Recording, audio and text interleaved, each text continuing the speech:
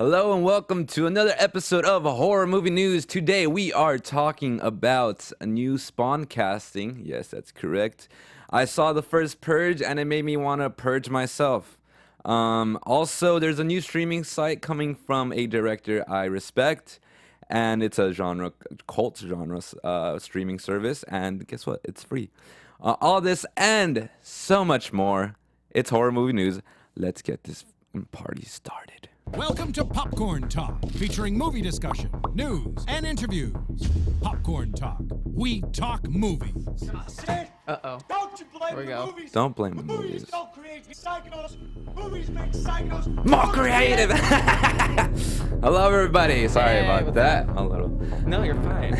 You're just waking up. It's totally I fine. am just waking up. Hello, everybody. Welcome to another episode of Horror Movie News. This is episode 35, and we are coming to you live from Burbank. Wait, North Hollywood. Same thing. It's fine. Whoop whoop. I am your host, Anthony Becerra, and to my left. Hey guys, I'm Ollie Drennan. We're down a member this week, unfortunately. Unfortunately, Carrie had a family emergency, and so we'll take a moment right now to just all positive vibes and thoughts directed at Carrie. Absolutely. Just all that. I'm a firm believer of vibes and just good energy. Yes. You know, We love you, Carrie. we love you, Carrie. I don't care how LA that is. Oh my God, I'm so LA. Anyways, moving on. So let's get this party started with some crypt keeping. This is actually after the party is ended. So youtube.com/Popcorn Talk Network is where you can find this show, as well as on our personal Twitter handle at Horror News PTN, and you can just hit us up with whatever you like there if you have a Twitter as well as the Popcorn Talk Network website, popcorntalknetwork.com. I need to make some tongue exercises, whatever. And also find us on Apple Podcasts and just type in Horror Movie News. Look for that thumbnail behind me, and that's us. Leave a 5-star ratings, and you'll be safe. If you don't leave a 5-star rating, Then we're gonna come to purge you. Like we're gonna purge. Oh. yeah, exactly. We know what's good. We got our aliens up in there. We got sound effects. We got sound effects. Thanks to Steve. We got effects, y'all. All right, let's get this party started. So there is a little alteration from the show from now on. So you know how we always do the abyss and then the crypt. So we're gonna mesh the two together. So we're gonna challenge ourselves to watch films that we haven't seen and see if we recommend them or not. So in a sense, it's doubling up on the abyss. It's something new, and also it's the crypt, as in if we recommend it or not. Yeah, and plus it gives us more time for news. It gives us more time for news and more time for other goodies, trailers specifically as well. But we were still calling it the abyss because now it's like whether you want to look into the abyss or you want to run away, and not look into the abyss at all. Go towards the darkness or not. Or not, yeah, No. exactly. Would you like to start us off? Well, do you want me to? Because I'm really interested in hearing what you have to say about this new horror film out. The first Purge? Yeah, because I can tell how you already feel about it. I am not excited to talk about this Okay, at all. well, I'll get mine out of the way. Yeah, go for it. Okay. Well, I'm sure you've heard of this. Like, Anthony knows of this film. It Follows. It came out in 2015 or 2014. Directed and written by David Robert Mitchell. This is a film starring Micah Monroe, and the cast is relatively unknown. They're not any like A-listers. It Follows. Did I already say that? Yeah, you did. It Follows. So basically, Micah plays this girl named Jay, and she ends up having a sexual encounter. And after that sexual encounter, her life changes, and she is being pursued by an unknown force. She got the worst form of STD, pretty much. Yeah, and I'm glad that hasn't happened to me. But basically, Or me. it's kind of like this like curse. It's funny because it's kind of a play on the whole horror trope, like if you have sex, you die. Right. And she's like this blonde, beautiful girl, and like she's like, okay, she's gonna die. But it's also kind of like fighting against that horror trope too. I feel like, and it's very nostalgic feeling, and I feel like it's very reminiscent of that dream because I feel like we've all had that dream where you're being pursued by something, and you just watch it and you're kind of like, oh my God. It's not really scary, I would say, but I think It's very creepy. a lot though. of people say that it's scary, and it's Yeah. it really. Oh, the film itself. Yeah, yeah, I thought yeah. you meant the idea of someone following you. I was like, it's very creepy. Yeah. Hex, yeah. But also, it kind of this force takes the shape of like Anything. Anything. Or anyone. anyone. Actually. Yeah. I don't. Not like a dog. No That would animals. suck. Yeah. I love dogs. Like this old lady. There's Yeah. an old picture, and like this is a creepy like part of the movie. Like Also, real quick, Steve, if you can find a picture with the tall man, there was also a little tribute that he passed away recently as Oh, well really? from the film. Yeah, Oh my I forgot his gosh. name, but that was like a thing that Yeah. happened. But yeah, so imagine this creepy old lady just walking stoically towards you, and you're just like, Emotionless. yeah, and you're just like, you're just, it's, and like, oh my god. but the way that it's shot and the just like the music, the tone of it, it's creepy. And like I would love to I don't want to spoil it. I'm not going to spoil it, but like I'm interested in seeing if it doesn't need a sequel, but Right. I'm interested in kind of like if there is in fact like a lore behind the premise of the film. Yeah. Yeah. And also, for all you audio listeners, why we're laughing was because Steve did a super zoom close up of the old lady's face. And it's just funny. But yeah, and also like I feel like the allegory that it's going for works on a lot of levels, as in like it's kind of like, you know, fate that you can't escape, or even death that you can't escape. That like at, you know, we're born and then we live, and then it's always inevitable that we die. And it works on that level. It also works on like the more obvious one, which is like the STD. Yeah. And also possibly it could work as an allegory for adulthood, as much as you want to run away from being an adult, like because they're all teenagers or somewhat teenagers in the film. If you try to run away from adulthood, or trying to escape your adulthood, or escape your responsibilities, it's gonna catch up to you and it's gonna bite you in the ass. Absolutely. And so, you know, it's always best to fight that head on. And and really, what that is can be anything pertaining to you. Really, like that's why I think it was such a brilliant film, because again, there is that obvious one of like, you know, the sexual transmitted diseases, but then there is that also like more deeper level of like anything that you're just, it's always best to kind of face head on, and then, you know, sometimes you can escape it and sometimes you can just live with it. Well said. Yeah. Absolutely. Thank you. But yeah, definitely check it out for sure. Oh yeah, it's I think it's one of the horror masterpieces that's come out within the past 5 years. Yeah. Definitely. So we recommend that one. But Anthony, what about this Yeah, film? You it got? follows for sure. Double thumbs up. Yeah, so I saw the first Purge. So we actually had Wednesday off here in the studio, and one of our executive producer, Phil Svitek, he's like, hey, let's go watch the first Purge. And I'm like, yeah, let's do it, but let's do it like in the morning. Let's purge ourselves like right in just at the top of the day, so we can go about enjoying the rest of the day after that, you know. Seeing movies matinees are like the best for me personally. Oh yeah, I love just watching a movie in the morning, just getting it out of the way. Just be like, all right, cool. Like, what's another thing I can do for the rest of the day, or watch another movie? But yeah, so I saw The Purge. So just a little background. It's directed by Gerard McMurray, which I believe he is African American, which I thought, I was like, cool, kudos to that. And then the writer is James DeMonico. And the synopsis is, after the rise of a third-party political party, the New Founding Fathers of America, an experiment is conducted. No laws for 12 hours on Staten Island. No one must stay during their... Wait, what? No one must stay during their experiment, yet there is $5,000 for anyone who does. Pretty much it's optional. How it goes down, it's optional if you to stay in the island. But if you do stay... That's The Purge. Yeah, if you like in the Staten Island. So if you do decide to stay, you can actually go to the NFA, which is like the little headquarter, and they pay you $5,000 to stay in your house. But they give you extra if you participate in the Purge. And how they do it is they give people contact lenses, like super advanced contact lenses that records everything they see, but they glow blue.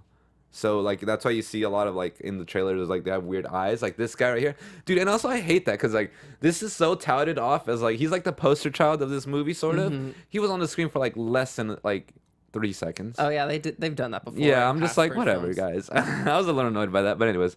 But yeah, they have contact lenses, and so you see like the enticing of like purge. You want to purge, kind of thing, you know. But of course, things go wrong. There's not enough purging going around, and so the NFFA decided to take matters into their own hands, and so they see a lot of purgers with masks on them, and they're like, "Whoa, what's up with these guys in masks? Like these guys are really, fucking shit up out in the streets right now."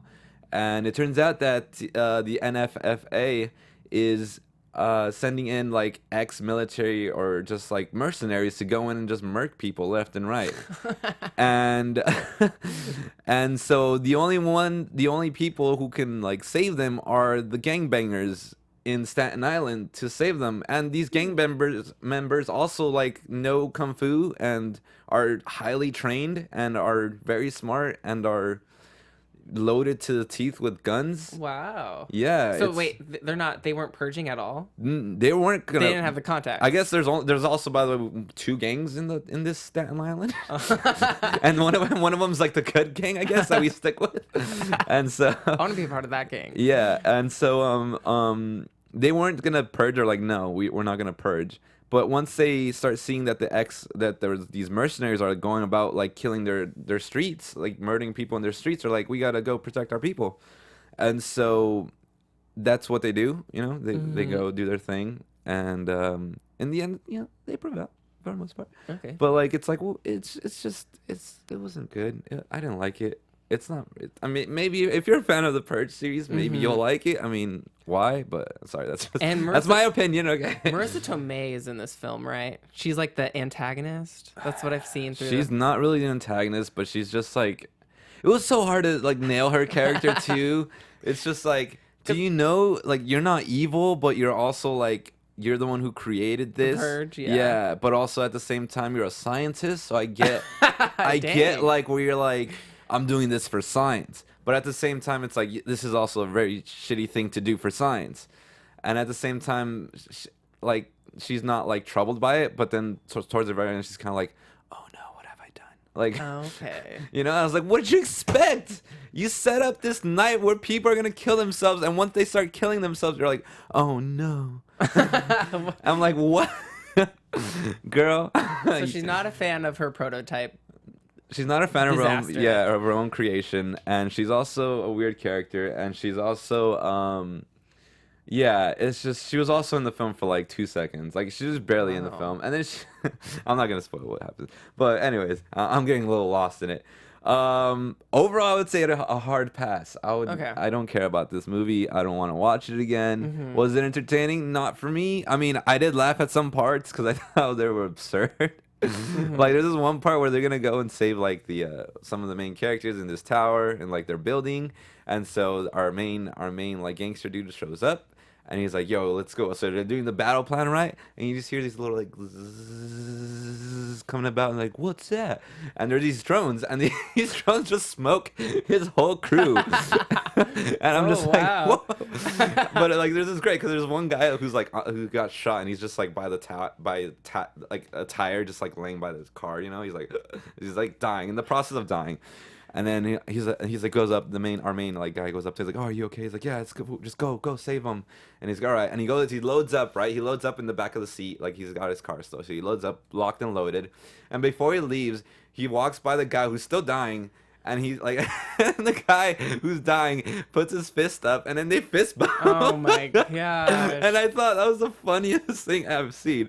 Like, me and Phil just started cracking up because it was just so absurd. It's like, hey, don't forget, but yeah. And then Couldn't get him like a Band-Aid. And then he goes, saves the day. Yeah. Okay. And then, by the way, they never go back to that guy, so he's probably just like, He's probably dead. or he could have been alive, but I'll never know. Well, that's a shame, because I feel like the origin of the Purge would have been a really interesting take, since the Purge, the first initial Purge film, was like such a.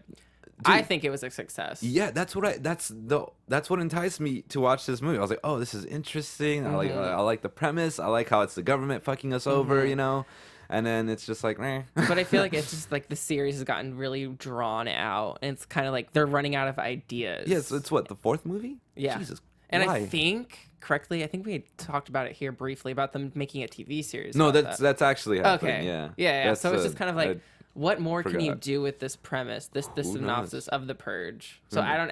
As a TV series, it might actually be really interesting, but The Purge is supposed to be like 24 hours. Yeah. It's a 24-hour event or like a 12-hour Oh, event. I get you. Yeah. So yeah. it's like, how can you And make so- episodes, multiple episodes on that? Yeah. Unless, I don't know. Good point. Unless every season is like a year, you get me?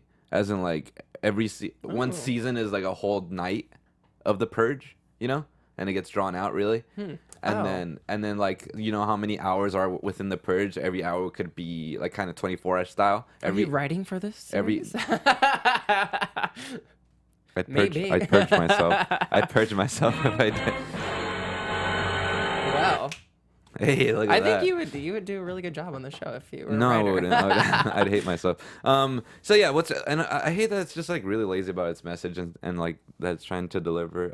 It's like the message was kind of like a second thought. It was more of the action, you think, and kind of like the crappy storytelling. No, yeah. I mean, I know there's like a message at its heart, but like it's not executed well enough. Yeah, it's kind of like, you know. That's a shame. Yeah.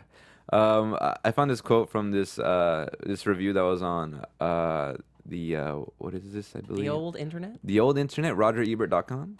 And I think it says it perfectly. What is frustrating is that the social commentary portions of the movie are simplistic, even by the low standards generally set by genre films. It's like, yeah, it's just really bad. Hard pass. And so enough about that. I mean, if you liked it, that's good. Yeah, I Good- would like good to for see, you. Yeah. Yeah. Because I haven't seen it yet. Yeah. I'm like, Are you still want to watch it? Well, everything you just said makes me not want to watch it. So if I'm literally like, don't have anything, because I've seen every film. Like my favorite. Oh, is then probably, you have to watch it. my favorite is the first one for sure. Like Uh-huh. they've gotten progressively like a lot lazy. yeah. So now I'm kind of like, if I'm doing nothing on one day and I have nothing to do, maybe I'll go see it. I heard the previous one was decent too. The that- election. yeah, year, the I believe? election. Yeah. I don't know. Maybe Yeah. down the line. Who knows? Let us know what you think of the Purge films. If I want to get drunk and just watch something dumb, I'll put on a Purge movie. All right, moving on. So that's our segment of the Abyss. Definitely do not look into that Abyss, the first Purge. That's by me. I mean, go ahead and do what you want, but you heard it here first, folks. And Ollie. Yes, I did. All right, so next segment. So this is officially I guess you could say it's a new segment, but it's instead of the crypt, it's now horror history, pretty much, which is I love horror, and I decided like, oh, let's try to make this somewhat educational, and so we've started this segment. It's pretty much picking a film from the past that is kind of like a trademark, or not a trademark, but like a trailblazer? landmark. Yeah, a trailblazer for the genre. This is one of the most like absurd movies that I've come across. The film is Häxan, and it's from 1922, and it's actually Denmark and it's Swedish, and it was directed and written by Benjamin Christensen. And the synopsis is a fictionalized documentary showing the evolution of witchcraft from its pagan roots to its confusion with hysteria in modern Europe. And overall thoughts, I enjoyed it. I really liked it. Some of the imagery was very, very creepy. I'll get into that in a little bit. Why it's important, it's honestly it's touted as one of the most strangest like silent films ever made, because, well, here's a little quote. Like, pretty much, like, you know, when you write an essay, there's a thesis. Like, when there's like for documentary style like movies, sometimes there's kind of like a point that they're trying to make, you know. So this is where he starts. So his point at the start, anyways, is to show us that witchcraft never really existed, and that things people thought were witchcraft primarily in the 15th century were actually everyday incidents blown out of proportion. As it proceeds, the argument becomes progressively incoherent. But what the film lacks in substance, it more than makes up for in style. And I gotta say, the style of this film is fantastic. Häxan easily lives up to its reputation and remains shocking even today. So pretty much he doesn't stick to his thesis by the end of it. It kind of gets like convoluted. It gets lost in like the shuffle of like everything he's showing you in a sense. But it's split into 7 chapters, each one covering a different aspect of witchcraft. Like, it starts off with like really, like in the beginning, starts off with really. Keep in mind, this is all silent, so like you just read everything, like the intertitle cards and everything. and so he pretty much gives a lecture of like where it got their beginnings of like ancient civilizations and where they thought like witchcraft originated for them, and he covers like a bunch of different ones, and then he goes into more like art, where like art is demons and the devil is depicted in art and stuff. And then and that was very interesting. I thought it was gonna be very dull at first, but I was like, no, this is very cool. And then here's where the style choices come in, because it was all like kind of like a PowerPoint in a sense. And then after that, it becomes he starts showing you in a different chapter. He starts showing you skits of like witchcraft and like what they would do and how they would do like hexes and stuff. And that's also, I thought, like, all of it's very interesting, but it just gets really weird, like, and bizarre the more chapters you go on. And like some of the but I love the imagery though. Some of the imagery is really cool. Like let's see. There's a chapter where nuns just go crazy and they start like dancing around and stuff. Oh wow. Yeah, there's a scene where there's monks that like torture each other, like that tortures himself because they brought in witches, and he's like, "Oh, help me, brother! I feel like I've been hexed." And he's like, "All right, let me get the whip." And so he starts whipping him and stuff, and that was kind of brutal to watch. There's this one scene where he takes you through how a trial would go down, like a witchcraft trial and everything, and how it would go down, and how the Pope would send like his like people to go to towns and see if like there is a real case for a witchcraft or whatnot. And so there's like this little family that you follow for a bit, and the father is sick and the wife is trying to figure out what's wrong. And so they're like, oh, if it's possible, it's witchcraft. And just so conveniently, there's this like really old, haggard looking lady that comes in and to the house, and she like sneaks into the house, and then she's practically like kind of like a beggar of the streets and whatnot. And so the wife is like, oh, like it's her. She's a witchcraft. She's bewitched my husband. And so she goes to like where the monks are, and then she tells the monks come in, take her away, take the old lady away. And it was, I think it was the most brutal part of the movie for me, because of how real it all felt and how real it seemed. Where they're interrogating this like old lady, and she's like crying, and like she's like tattered up, and they're like, you're a witch, and like they're trying to get everything out of her. And then that was very interesting. And that's just one little aspect. There's also like they go into like medieval torture devices that they use too. And there's even a part where like one of her, like he kind of like breaks the fourth wall, and he's like, one of my assistants, like while directing, he goes, while like shooting this film, one of my assistants wanted to try out one of the things, and it's called the thumb screw. And he demonstrates it on the female assistant who like wanted to do it, like, please, like, do it on me. And like, it's like this weird like torture device that where you put your thumbs in, I guess, and then there's like a screw that just like you just screw into it. Yeah. And then pretty much he says that like he claims to have extracted the assistant's darkest secrets, but he doesn't really tell you anything after that. But I was just like, that was a really cool part too. And it's also very disturbing, like how like the devices they show you and like how it works and stuff. But the style of it all is just so incredible. Also, if you're seeing this on YouTube, so that's actually the devil right there. That's played by the director himself, Benjamin Christensen, and he's so weird. He's so Steve, if you can get me on camera, the devil, literally every time the devil comes out, he's always like this. Like, wow. Just like like what I did was like he moves his tongue in like the weirdest way, and that's like shout out to the podcast listener. And it's also I mean I can't really it's just he just there is some very he waves his tongue like snake-like tongue action. Like every time he comes out, he does that, and I thought it's kind of funny but also very disturbing at the same time. But yeah, aside from all this, Häxan was actually a very technically impressive film for its time, as Danish silent film expert Kasper Tejberg explains. The cinematography was advanced and worked well for the film in its own right. Everything seems to exist in a nightmarish dream haze, but the lighting of what is meant to be seen is always perfect, and I completely agree. Yeah, it's wild, I gotta say. It sounds wild. Yeah, and it's keep in mind I rented it on Amazon. I was like being a freaking purist about it, because like the one on Amazon that's on Prime, That's free if you have Prime. Is narrated by someone, and it was actually a abridged version of the whole film, and it's only 76 minutes. But the one I chose to watch, it was actually an hour and 46 minutes because it's all silent. So like, because instead of telling you through audio, he has to show you through intertitles on the screen. That's why it's longer. But I enjoyed it a lot more because of the music. The abridged version has like a jazz score to it, and I didn't really dig that. I thought it took away from like what I was seeing. I wanted to get really creeped out and everything. Yeah. Really immerse myself. I don't think jazz is the creepiest. Yeah, I mean, soundtrack. it can make me go insane sometimes, but like, yeah.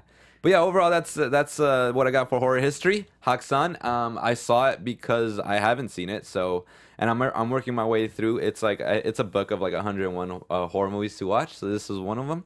The next one I believe is The Phantom of the Opera is the one, and I've seen that one as well. But I might rewatch it just so I can spruce up that memory. But yeah, if you wanna keep up with that, as in like just watch that movie as well, Phantom of the Opera. I'm sure it's on like YouTube for free or something. Also, Häxan I believe is also on YouTube for free, or you can find it on Amazon and just rent it for like $4, which is what I did.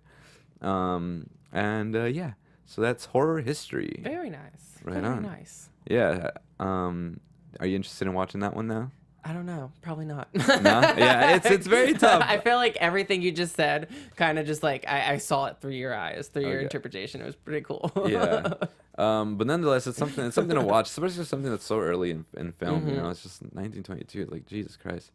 Right on. So yeah, and now I'd like to take time to just say, hey, if you're on YouTube, please give us those likes, thumbs up, subscribe to our channel, and please support us. And if you're on iTunes, give us those 5 stars as well. Wait, YouTube? Did I already say that? Anyways, if you're on iTunes or wherever you're listening to this podcast, please, if there's a rating system on there, please give us a rating and also subscribe and just give us any feedback. And also, let's give some love to live chat. Any Absolutely. live chat? shout-outs? Shout out to Wellington Smithopoulos in the Yo. chat. He's sorry that he's late. He's sad Carrie's not here. Oh, but he we said all he are. remembered reading this movie was banned in some countries. So I wonder if he's talking about Häxan. Is that true, or is that?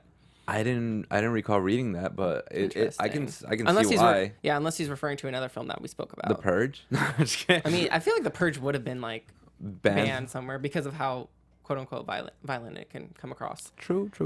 That's true. All right, let's get into some quick news stories. So, right off the top, this is probably like it's gonna be a little light on the news. Not gonna lie, probably a shorter show. So, casting for Todd McFarlane's Spawn. So we got our Twitch character. So Twitch Williams will be played by Jeremy Renner. Woohoo!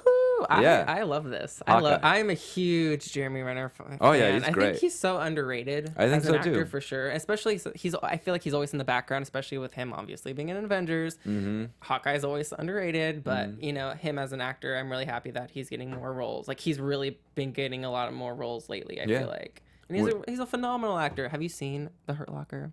I was about to say The Hurt Locker is fantastic. And he was in actually he played Jeffrey Dahmer in like one of the first Dahmer films. Oh, He was creepy, that's and that's right. why he was cast in The Hurt Locker. Nice. Wow.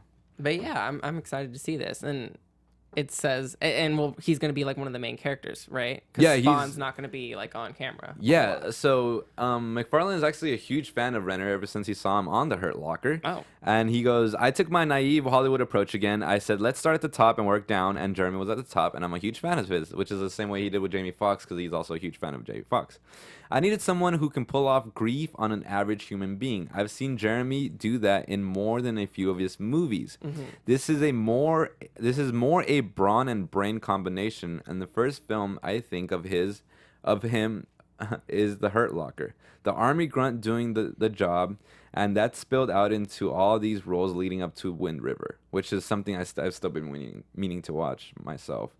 So yeah, so pretty much Jeremy Renner is going to be for the most part the main character of Spawn, and there's still no word on Sam, which is like the duo, which is Twitch and Sam, His partner. Yeah. So who knows if he's even going to be included in this rendition of Spawn? It might just be Jeremy Renner going after Jamie Foxx's Spawn. Okay, because Jamie Foxx is playing Spawn, right? Right. Okay. but he's not like he's kind of think of Spawn as Jaws pretty much. So we're not gonna see much of Spawn, and he's not gonna have too many lines. So it's mainly gonna be focused on Twitch going after Spawn and seeing like the wake of like his possible destruction and. I feel like he definitely needs that Sam character to kind of play across. If it's just going to be like him, if we're not going to have Spawn a whole lot, then we definitely need like another character for Jeremy to play with, I agree. So do you have anyone off the top of your head? I was trying to think. I'm like, while you were saying that, I was like Josh Gad, who because Sam is kind of like a tubbier, like larger character. So I was just like, who could, I don't know. Yeah, not to. I'm bad at casting. Yeah. I was Josh Gad, but no, I was like, I don't think he would. I don't think he'd fit really. Like, I know I'm like Jonah Hill. I can't even think. John Goodman, but I don't know. He might be a little too older. Running around. Oh my gosh, John Goodman. He'd be great though. He would be. He kills it. He's still getting all those roles. But yeah, it'd be someone younger, but also plump. A little bit. Yeah, but I don't know. I can't think of any. Let us know if you guys are listening, watching us. Let us know who you would cast as Sam. Yeah, exactly. We are stumped on this one. Good call. Good call. Call upon the people. Then our next story is a little just like a fun tidbit. So if you, see, look at that. So he's pretty large. I'm still thinking. I'm thinking, y'all. So, so Steven Spielberg released Ready Player One this year. Was that this year? Yeah. Oh, shit. It was this year. It's already July. Fuck. So it came out this year, and so there was this one scene. If you haven't seen it, spoiler alert. They go into The Shining, right? And and that was possibly like my favorite sequence of like the entire movie, really. And it was really great. And I never thought about like why The Shining, really. And I just kind of accepted. I was like, sure, The Shining. But yeah, I was like, why? And so we found out why now. So Steven Spielberg was actually talking with the Entertainment Weekly when he said, quote, "It was nostalgic for me because I first met Stanley Kubrick on the set that I depict in Ready Player One. The main living area with the grand fireplace and the overlook is where I first encountered Stanley in 1979 when I went to look at the sound stages. They were about to build the sets for Raiders of the Lost Ark in L Street Studios. When I found out Stanley had completed his set and was planning his shoots, I asked if I could meet him. I can finally rest easy now." Wow. So that's pretty much, he was just a fan. He was just a fan of Stanley. He's like, hey. So, and that's the, that living, the grand fireplace that in the Overlook Hotel is when he initially met with Stanley, which is amazing because, damn, like Stanley's such an incredible human being and filmmaker. And I thought that was just a fun little like. I still haven't seen Ready Player One. Oh, so I'm just shat on that part, man. It's totally fine. Like you looked at me so blank. No wonder. I'm just kind of like, yeah. Maybe I'll forget it. If I ever get around to seeing Ready Player One, I don't know why I'm like not that like interested in it. I feel like I should be, but it's all right. I'll see it eventually. When it's on Netflix, I'll probably watch it. It's nothing groundbreaking. People can't stop talking about it though, and I'm like, really? That's what I feel like. I'll stop them. Yeah, it wasn't that great. Like, it was like it felt like two steps backwards for like, I don't know, for like women in film. Yeah, sort of. Yeah, because like it was just lame. That's unfortunate. Yeah, because it was just, there's this whole like love. Never mind. This is not it here. Yeah, thank you. Number three. Sorry. News item 3. We have a streaming service coming, and it's a free cult genre streaming service. And it's being done up by Nicholas Winding Refn. And if you see here for the YouTube watchers, you can see this is actually the front page of the website that is coming soon. You can subscribe to their newsletter and you'll be notified when it comes. And he pretty much just wanted to make this thing. He restores films just on his free time. And he's like, well, what do I do with this? And he's like, oh, what if I just, open them up to the public and share them? Mm-hmm. And so he wants to dedicate it to cult genre films that have flown under the radar in previous decades. And the title of the website is bynwr.com, which is his initials, a little, self-absorbed, but it's fine. It's free. I mean, if he's going through all the work of restoring these films, Right? I'll give it to him. Yeah, and we got a little quote by him. He goes, which I thought, like, he's like masterful with his words. A little pretentious, but he's cool. I like him. Oh yeah, by the way, and if you don't know who Nicholas Winding Refn is, he directed Drive, he directed Neon Demon, Only God Forgives, Valhalla Rising, all beautifully stylistic films, especially Neon Demon. Like, out of all of them, I think is the most like stylistically. But I love Drive the most. I still haven't seen Valhalla Rising, but I believe Steve has. The Pusher trilogy. Oh, and the Pusher trilogy. Thank you, Steve. You're welcome. All right. And so his quote is, over years, I've bought and restored scores of old movies as a hobby, and I wondered what to do with them. Then I realized I should share them for free. So I set up a website where they could be streamed. There's no catch. You're not being sold anything. Take it or leave it. I like it. And he goes, I hope my site will inspire people to see the world a different way. Setting it up has helped me reconcile myself to a different concept of culture than the traditional romantic one I was raised with. People of my generation, I'm 47, want tangible tokens of morality to cling to. But nostalgia is artistic suicide. Boom. You have to accept the fact that everything disintegrates in your hands. Wow. Right? Those last two lines are break like, my heart. nostalgia is artistic suicide. Hell yeah. Get rid of the nostalgia. No, just kidding. No, yeah. So I just thought it was really cool. Also, like, since we're all horror movie fans here, like, if you want to watch like some just things you've probably never even heard of, this For is possible free. for free. Because Exactly. like, what other directors are doing stuff like this? At least like making these stream services. At least like, I don't know a I don't lot of know that many. directors that are like going out of the way to do this and to share what they're working on, well, what they're restoring. Right. But that's really cool of him to do that. I agree. So kudos to you, Nicholas Winding Refn. Hate him or love him, he's doing us a service. Because I know people can be like, he can be a little polarizing sometimes, I've enjoyed most of his films, even God Forgives, and that was a little slow, but I enjoyed it. All right, on to our next bit of news. Is not much news, just another cool little thing. So we showed you the casting for It Chapter 2, and someone just went ahead and mashed him up. I believe his name is in the bottom right corner. I can't read it from here. I forgot his. Actually, I gotta just click on the link. Sean Watson, 87. There you go. So that's his I guess his handle and everything. So go Sean Watson 87 and support him and thank him for doing this, because this is so awesome, by the way. Sean with a U, so ShaunWatson 87. There you go. Thank you, Steve. So yeah, so the first picture that we have on here is of Eddie Kazbrak, who's being played, I'm just going to go by the adult actors, being played by James Renson. And so there's that. So, and what do they say? What does that say? They're gazebos. They're bullshit. So that's the first one. The next one is, I believe, Richie, who's being played by Bill Hader, and it just says beep, beep. Oh my beep, gosh. Beep, beep, Richie. Bill Hader. I can't do it. I know Bill Hader, and I can't wait. And then the next one is my personal favorite, because I love this actor, James McAvoy. And he thrusts his fists against the post and still insists he sees the ghosts.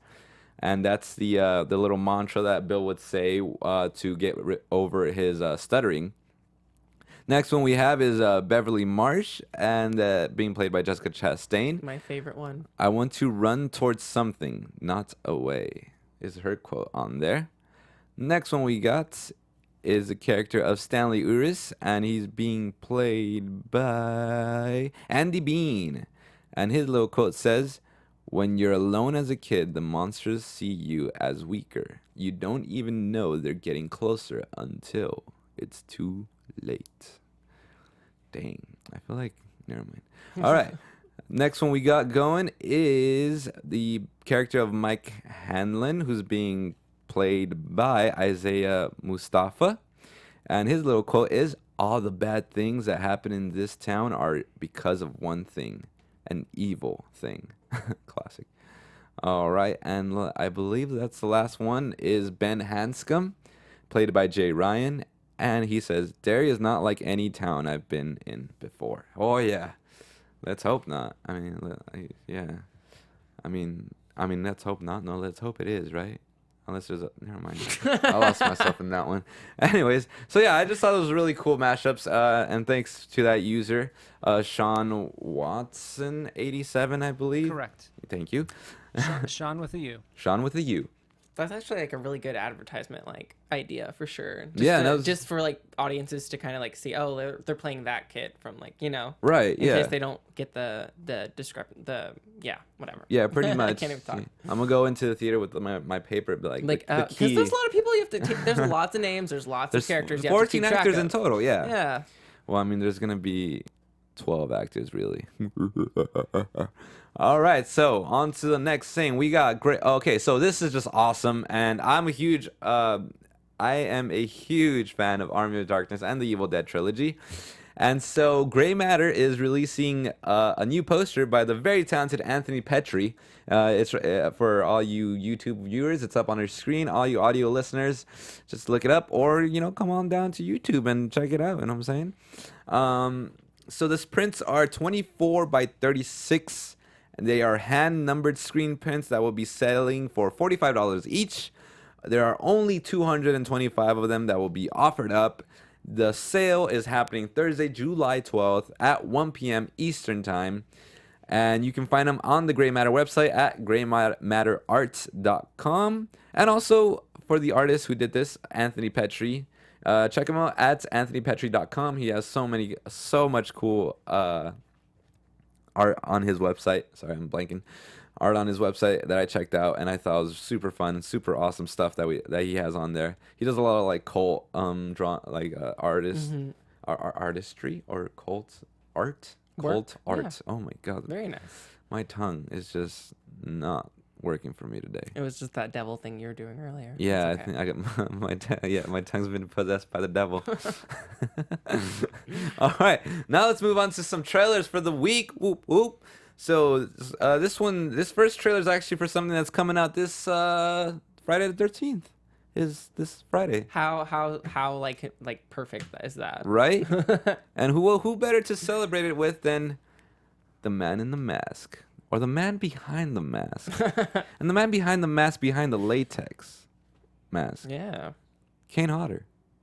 So Kane Hodder is actually having a documentary called To Hell and Back, the Kane Hodder story. And it's premiering everywhere on VOD on this Friday the 13th, which is so perfect.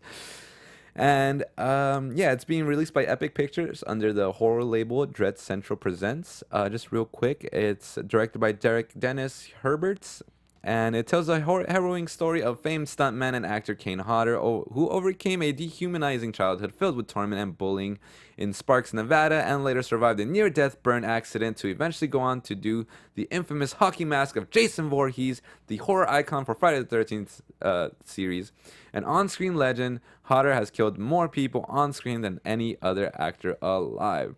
Featuring interviews and appearances by fellow icons Robert Englund, Freddy Krueger, Cassandra Peterson, Elvira, Bruce Campbell, my boy, director Adam Green, which is a Hatchet franchise, which I personally love, and remember we had on Joe Lynch as well on the show for Mayhem, and he also helped his buddy Adam Green do all that Hatchet franchise and many more. And so it's definitely a must-see documentary if you're a huge fan of just Friday the 13th or like Kane Hodder as well, as an actor, as a stuntman, and just as a human being. And so here is the trailer for that. I actually haven't seen this yet. I kind of skimmed through it, but Dun dun dun. masterfully from the crowd. I've murdered more people on film than any actor in history. Damn. Oh my god! Your discretion is advised. Viewer discretion is heavily advised. Jason is a huge character. The hockey mask. Definitely should have watched The this. way he moves. There's Robert All Englund. that is the logo. You meet a lot of these people who play heroes and Bruce people who play Campbell. bad guys. Most of the people that I've met who play heroes are I know this Heavy this music. track in the background. So metal. Guys. It's kind of like not needed. Oh, there's Cassandra. There's Elvira. And she said, let's do a story about the local kid that's making his way. Got serious, right? That mood change, right? I'm probably gonna catch it, and I'll let you guys know what's good. He put his Wait, arm where out can we away from watch himself this? to be safe. On VOD, it's literally okay. like anywhere VOD you can find it. Yeah. This Friday. This Friday, yeah. And it's a There's Adam horrifying Green. story because it's bad enough. From the Hatchet, and he's got the Hatchet shirt on. Obviously, It's but awesome. all the other things that went wrong. I mean, just it couldn't have been worse. If I read it in a book, I would read it and say, that can't all be This true. makes me want to He's play the Friday the exaggerating." 13th video And game. Dude, I really want to get that game. I haven't, yeah. Basically It hasn't really been on my radar because I have no the friends. Next 6 months of Same. torture. That's crazy. This is Wake up for a cool. second. Yeah. Because it's like you don't really know the man behind the don't- mask. As I you don't know said. that much and about like, him, yeah. To know that he's gone through tragedy, I'm like, oh wow. I Yeah. didn't even- you wouldn't even know that, and now he's playing like this horror icon. It's like, well, he Like- has played the horror icon for years. It's like really cool, and I'd love to get to know the story behind all that. True that, yeah. So if you're a fan of Kane Hodder or just Friday the 13th, I recommend this is definitely something to watch. Comes out this Friday. Check out your VOD. Steal your mom's credit card. You know, do what you gotta do to watch. Do this what you film. gotta do. All right, and then we have our last little trailer here. So I'm actually very excited for this this movie. Not gonna lie, I rolled my eyes out at the beginning until a certain part, and then it was amazing. We could go ahead and start rolling it. It's directed by Storm Ashwood, who actually won an award for his short called Moth, and this is actually his debut feature film. And it stars Megan Jury, Nicholas Hope, and Jack Ruwald. So it's pretty much, it follows Amy, and that's her. And I don't know why it's a successful surgeon who struggles to cope with her emergency room duties and those of a young mother looking after her hospitalized son who has fallen into a coma. After being reprimanded by her boss, Dr. Wang, for obsessively believing her son will still wake up, she becomes trapped in a coma/purgatory of her own called the School, where children from her past emerge to taunt and test her to the core, putting in doubt whether Amy will be able to save her son and leave the school. Your son drowned. Interesting. Your son drowned. Check this out, though. I love this. Time you let him It's like, oh, come with me. And then she wakes up in the school. Yes. And then this is where I'm like, this is where the movie was like, hey, look at me. And I was like, okay, I like this. I like all of this. Like the set design for the school is amazing. But I was telling you, it reminds me of Silent Hill. Oh yeah, Reminds yeah. me so It's much of got that Silent whole Hill. like, you know, traveling through Yeah, like- dimensions in a sense. The darkness. The darkness, yeah. I guess you can say the upside Even, like- down, but like I hate saying that because it just Even like attributes. some of like the designs, the characters. Oh yeah, and the characters look so creepy. You're so right. This is like the Silent Hill, kind of like The Suffering. If you ever played that. Yeah, the suffering or the evil within. The Evil Within for sure. You're right. Yes. Like that. That looks like straight out from Silent Hill. Yeah. As long as it doesn't like copy Silent Hill, I'm cool. No, I don't think it will. I think it's Alright. more about like. Well, actually, I don't know. It is. We'll see. I don't know enough about Silent Hill, or like the movie Silent Hill, or like the games, Or kind of both. Like the Okay. synopsis doesn't seem like anything from Silent Hill that I'm familiar with. So Well- it's good that it has like an original plot line. This part is so freaking freaky. I just don't. What? What? And then this part, I'm just like, what? What? Like, it's so weird. Like, I love it, but it's like weird. It tickles me, right? And also why it looks so cool. It's actually shot at the Glavesville Mental Asylum, which was founded in the late 1830s, making it the oldest asylum in Australia. And there are 1,228 unmarked patient graves, unmarked, just a bunch of randos in the dirt. So Like, it's that's- haunted. More than likely. Okay. Graves on site providing an unsettling location to capture the supernatural horror elements in this film. Wow. Cool. Yeah, so definitely look out for that one. No word on when it's coming out. It's more than likely coming out this year. but the trailer doesn't tell you. But this is actually the second trailer for this film, so I'm guessing it's coming out. It says very soon at the end. And also, Steve, if you can bring up the poster for it. The poster just looks rad too. Like, it looks so good. Oh yeah, it was for our thumbnail this week. I was looking at that. Oh yeah. That's It had all the characters in it. That's a thumbnail that I used. But yeah, really so that's the poster for it, and it looks just so rad. I mean, even if it is just like a mediocre story, I think just like the visuals and the imagery is gonna be like, it's gonna look great. Keep my eye out. It looks for this good. one. Yeah. Definitely keep my eye. We'll update you when it comes out. And lastly but not least, let's just get into some quick fan shout-outs. Live chat, let's hit them up. Oh, well, first off, we have Wellington, who I mentioned earlier. He said he took your advice and watched Turbo Kid. And he says, it's great having the great Canadian actor Michael Ironside, and it made it that much better. Right. The gore was amazing as well, so thank you for that. And also, shout out to Ghoulish Grin Films, who's also tuning in today. Oh, nice. I was actually about to shout them out. This is actually YouTube commentators, which is pretty much people who commentated on our show, on our last week's show's comment section, and it was Ghoulish Films, and he pretty much said that Rob Zombie's style is throwback grindcore, and I think he's pretty talented. I know he gets a lot of crap for the Halloween remake, and all the reasons I've heard are legit and then don't go into hater territory. And I was like, thank you for that. I'm not familiar with what grindcore is, but if it's anything like from what I've seen, at least from House of a Thousand Corpses, I don't know if I'm gonna be into that. And also, Derek Hogan also commenting. He goes, I do want to apologize for an earlier comments, but Anthony kind of pushed a button for me and needs to realize that Rob Zombie wasn't as refined as he was when he did his first movie and was working with limited resources. Also for me, his style isn't trash. It's just chaotic and plain insane, which is fine by me because I like the insanity. And I was like, okay, that's cool. That's fair. Okay. Yeah, I would also like to just reiterate. I also just like to reiterate real quick that from what I said, I don't think Rob Zombie is trash or anything. I think he's a great. He might be a great guy. You know, I don't hate the man himself. I just don't like his art. You know, so it's just like, I'm sure he's a nice guy. Yeah, everyone has a preference for their films, especially with horror, because there's so many different types of horror. Yeah, his thing's just not my cup of tea, pretty much, you know. But yeah, so there's that. And also Zach111 commented he's actually the winner of the House of Demons poster. And he said if you wanted any updates on the house that Jack built, and I haven't heard any updates other than it's just a reminder coming out October 17th, 2018. And with that, we wrap our show. Darn it. All right.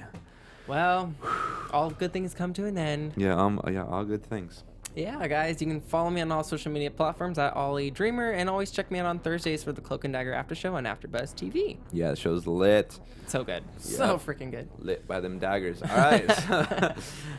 Yes, you can find... hello, everybody. My name is Anthony Becerra. You can find me everywhere at TonyBeatTony_. And thank you so much for tuning in. Really appreciate it. All the support. Our numbers are growing. Our horror community is growing. We started small and we're getting larger every week, so I want to really just thank all the fans that made it possible and that, you know, have to sit through my voice all the time. But you're educating them. And yeah, hopefully you just have more appreciation for the genre and you see some more movies. And yeah, that's it. Just leave it on that note. Go see some more movies. Woo! We'll see you next week. Fan of the Opera for next week for Horror History. Peace out, y'all. From producers Maria Menounos, Kevin Undergaro, Phil Svitek, and the entire Popcorn Talk Network, we would like to thank you for tuning in. For questions or comments, be sure to visit popcorntalk.com. I'm Sir Richard Wentworth, and this has been a presentation of the Popcorn Talk Network. The views expressed herein are those of the hosts only and do not necessarily reflect the views of the Popcorn Talk Network or its owners or principals.